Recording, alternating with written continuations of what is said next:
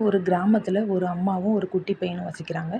அந்த அம்மா வந்து தன்னோட மகனை எப்படியாவது நல்ல நிலைமைக்கு வளர்த்து ஆளாக்கணும் அப்படின்னு முழு முயற்சியில் இருக்கிறாங்க. அந்த பையனும் கொஞ்சம் வளர்ந்து வரான். அவனுக்கு நல்ல நல்ல கருத்துக்கள்லாம் சொல்லி கொடுத்து வளர்க்குறாங்க. அந்த பையன் கொஞ்சம் பெரியவனானதும் நம்ம அம்மாவை நம்ம கஷ்டப்பட்டு வளர்த்தாங்க, நம்ம அம்மாவை நல்லபடியாக பார்த்துக்கணும், அவங்களுடைய ஆசைகள்லாம் நிறைவேற்றணும்னு நினைக்கிறான். பையன் வளர்ந்ததுக்கப்புறம் அவனுக்கு ஒரு திருமணம் பண்ணி வைக்கிறாங்க. அவனுக்கு குழந்தைகள் பிறக்குறாங்க.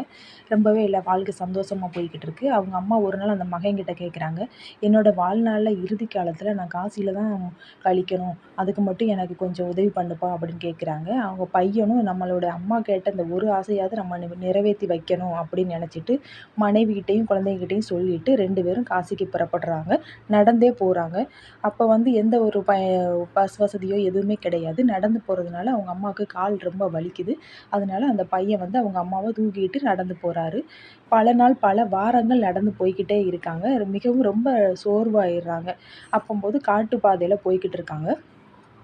சிறிது ஓய்வெடுத்து, ஓய்வெடுத்து திரும்பவும் பயணத்த தொடர்றாங்க.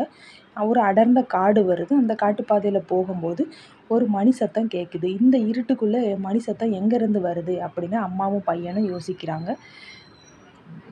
மணி சத்தம் அவங்கக்கிட்ட மிக அருகிலேயே கேட்குது.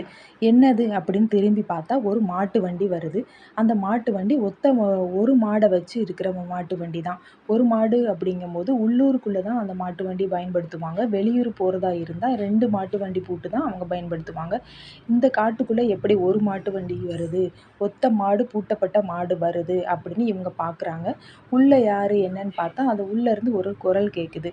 "நீங்க என்னோட மாட்டு வண்டியில ஏறி உட்காந்துக்கோங்க. நான் அந்த பாதை தான் போறேன். உங்கள கூட்டிட்டு போறேன்" அப்படின்னு அந்த சத்தம் வருது. அம்மாவும் பையனும் அந்த மாட்டு வண்டியில ஏறி உட்கார ஆரம்பிக்கிறாங்க. அந்த பையனுக்கு கொஞ்சம் சந்தோஷம். அம்மாவால நடக்க முடியல. நல்ல வேளை கடவுளா பார்த்து ஒரு மாட்டு வண்டி அனுப்பி வச்சிருக்காங்க அப்படின்னு சொல்லிட்டு 2 பேரும் உள்ள ஏறி உட்கார்றாங்க. சிறிது தூரம் போன உடனே அந்த பையனுக்கு கொஞ்சம் சந்தேகம் வருது. மாட்டு வண்டியில போனா அந்த ரோடுல மேடு பள்ளங்கள்லாம் இருக்கும். நம்ம அதில பயணம் பண்ணும்போது ஏறி இறங்கும். அந்த மாரி எதுவுமே நம்மளுக்கு தெரியல. இது வந்து அப்படியே மிதக்குற மாரியே இருக்கே! என்னவா இருக்கும் அப்படின்னு பார்க்குறாங்க. அந்த மாடுக்கு கீழ கால் இல்ல. கால் வந்து மடங்குன மாரி இருக்கு. மாட்டு வண்டி ஓட்டுறவங்கள பார்க்குறாங்க. அவங்களுக்கு மேல ஒரு துண்டு மட்டும் தான் இருக்கு. அவங்களுக்கு உள்ள உடல் எதுவுமே கிடையாது. அப்பம்போது திரும்பி அவங்க அம்மாவ அந்த பையன் பார்க்குறாங்க. அவங்க அம்மா மிகுந்த மகிழ்ச்சியோட சந்தோஷமா அவங்க முகத்துல அவ்வளோ ஒரு சந்தோஷம் தெரியுது. "என்னம்மா?" அப்படின்னு கேட்குறாங்க. அவங்க அம்மா சொல்றாங்க, நம்ம வர வேண்டிய இடத்துக்கு வந்துட்டோம்ப்பா. நீ ஒண்ணும் கவலைப்பட வேண்டாம். நம்ம யார பார்க்கணும்னு நெனைச்சோமோ, அவரோட வண்டியில தான் நம்ம உட்காந்துருக்கோம்." அப்படின்னு சொல்லிட்டு ரொம்ப சந்தோஷமா உயிர விட்டுறாங்க. இந்த பையனும் மிகுந்த மகிழ்ச்சி அடைகிறாரு. இந்த கதையிலிருந்து நம்ம என்ன தெரிஞ்சுக்கிட்டோம் அப்படின்னா, உண்மையான பக்தி இருந்தா சிவபெருமானே நம்மள தேடி வருவாரு.